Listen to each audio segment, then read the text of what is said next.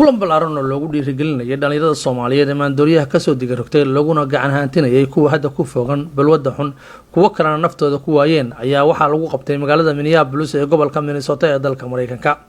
kulankan ayaa waxaa soo aabulay iskuna soo dubariday Alliance Wellness Center oo ah xarunta daaweynta daroogada iyo la tacaalida daanada ay geysatay ayaa waxaa ka soo qayb galay waalidiin, dhakhaatiir iyo dhalinyaro ay Daqaro ka soo gaartay Mashaqada maandooriyaha.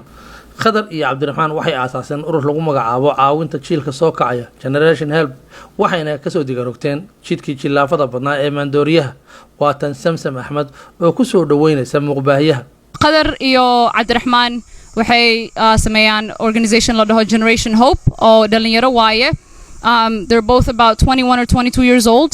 And they're going to talk about what they're doing within the community si ay u caawinayaan iyo waxyaabaha idinkani ka baahan yihiin si ay u taageertaan.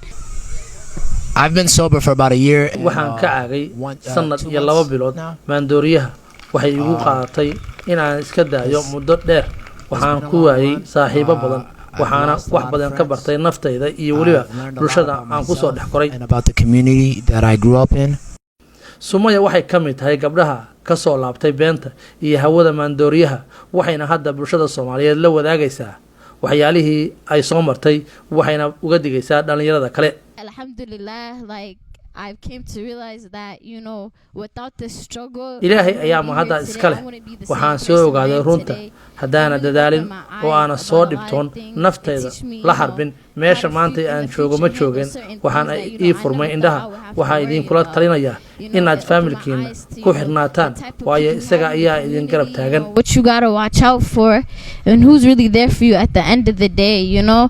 And I just want to remind y'all, like, you know, love your family. Sheekh Waliid oo ka mid ah culimada Soomaaliyeed ee gobolka Minnesota ayaa fariin u diray waalidiinta isagoo ka codsaday in aan ilmaha guryaha laga cayrin. waalidka haddaad maqlaysaan dadkay dhageysan doona caruurtiina guryaha ka cayrinna balwada waa la daaweyn karaa. jidka saxda ee lagu daaweyn karana qaata. Nadiire Maxamed oo ka mid ah bahda caafimaadka gobolka Minnesota isla markaasna ah farmasiyiste ayaa dhalinyarada iyo dadkii goobta u sharaxday habka ugu wanaagsan ee ilmaha isticmaala maandooriyaha loo badbaadin karo iyadoo goobta ku tusaaleysay. Oh, sorry. This is always hard. So there's a solution, and the reason why I say it's kind of hard to use a solution is because you're going to have to open it, you're going to clean it with an alcohol wipe. Gobolka Minnesota oo ay Soomaalidu u badan tahay ayaa waxa booliskiisa ku jira in ka badan 40 dhalinyaro Soomaaliyeed waxaana mahadiyay jaaliyada Soomaaliyeed. Axmed Ismaaciil Caw wuxuu ka mid yahay dhalinyaradaas wuxuuna waalidiinta ka codsaday inay xiriir la sameeyaan ilmahooda. Anu waxa ku talin lahaa caruurta waalidiinta inay la saaxiibaan, inay la socdaan muxuu ahaa iyagoo aan ku qaylin dibna u geysan gurigiina ka eriyin. waxay sameynayaan caruurtoodu inay la socdaan lana saaxiibaan. waxaan rabaa waalidiinta inay ka faa'iideystaan video baanu sameynay Somali American Police Association ka oo ka hadlaysa maandooriyaadka sida looga hortago iyo muxuu ahaa narcanka waxa loo yaqaan sida loo isticmaalo. ugu dambeyntii agaasimaha xarunta Alliance Wellness Center oo ayadu qabatay kulanka ayaa sheegay inuu ku faraxsan yahay inay sida wanaagsan ay bulshada uga qayb qaadatay barnaamijkan isagoo guusha labaadna ku sheegay inay maanta dhalinyaro ka soo baxay maandooriyaha ay kala shaqeynayaan sida ay kuwa kale u badbaadin lahaayeen.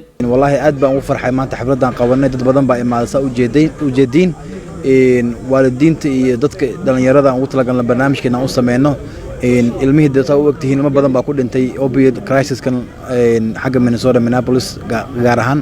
marka waxaan leenahay waalidiinta dadka inay imaadaan inay fahmaan waxyaalahan ilmahan ay ku dhimanayaan inaan wacyigelin aan sameeyno barnaamijkan. dhalinyaro badan baa maanta imaado ma aragtay wacyigelinkan kamid ahaa oo ka baxeen balwada ka baxeen oo hadda shaqeystaan mise iskuul aadaan mise ma aragtay qaarkood guursadeen oo xaasas leh oo ilmo leh.